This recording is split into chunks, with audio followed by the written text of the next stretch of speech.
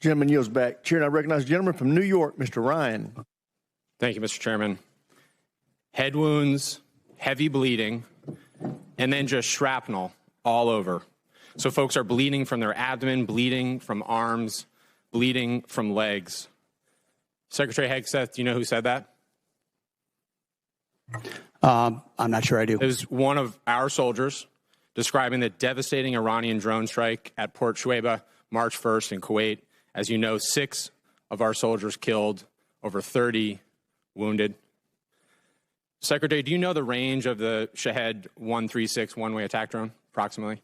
It depends on the variant, but it's got serious distance. Several hundred miles. Do you know how far Port Shuaibah is from Iran? There's a reason why we took It's extreme measures I'm of force protection, because we understood the proximity challenges. Mr. Chair, I'm going to reclaim my time.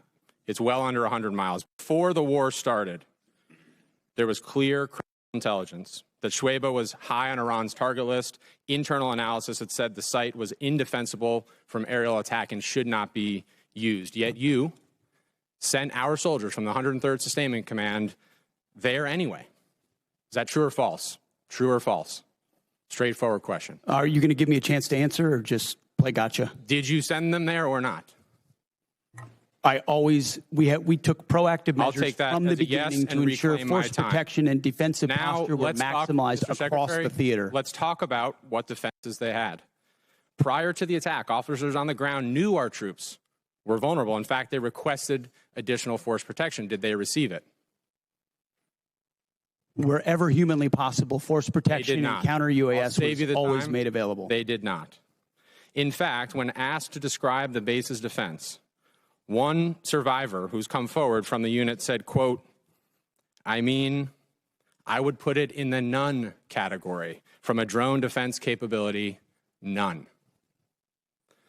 So let's be clear, no counter-drone capabilities, no counter-rocket systems, no counter-mortar or counter-artillery, not even the basic overhead protection that you and I had 20 years ago in Iraq, and now 6 of our soldiers are dead.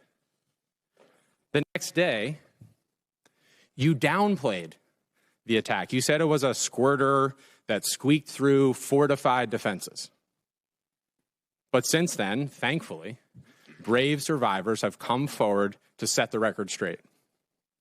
One of our surviving soldiers told CBS, quote, painting a picture that one squeaked through is a falsehood. Another said the unit was, quote, unprepared to provide any defense for itself. It was not a fortified position.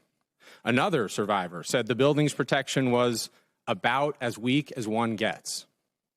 Secretary Hegseth, that is obviously in direct contradiction to what you said from the Pentagon podium the next day. So are you saying that these soldiers, our soldiers who survived this horrific attack, are lying? What I'm saying is, before the commencement of the conflict, we put in maximum defensive posture we could. That's a direct contradiction. We moved 70 what they said, in this directing. Can I speak, or are you just going to monologue falsehoods all over the place? It's not a falsehood. We moved 7,500 troops off of the X based on the intel. Stop. Based on the intel. Stop. Reclaiming my time. Because you yell doesn't make you right. Just because you yell doesn't make you right. I'm reclaiming my time on behalf of these survivors. You just said what they said is a falsehood.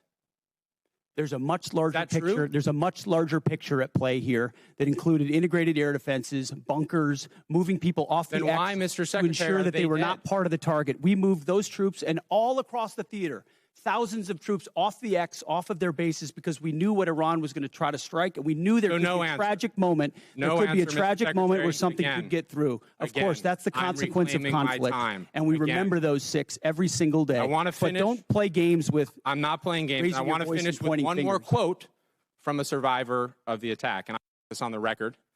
Telling the truth is important, and we're not going to learn from these mistakes if we pretend these mistakes didn't happen.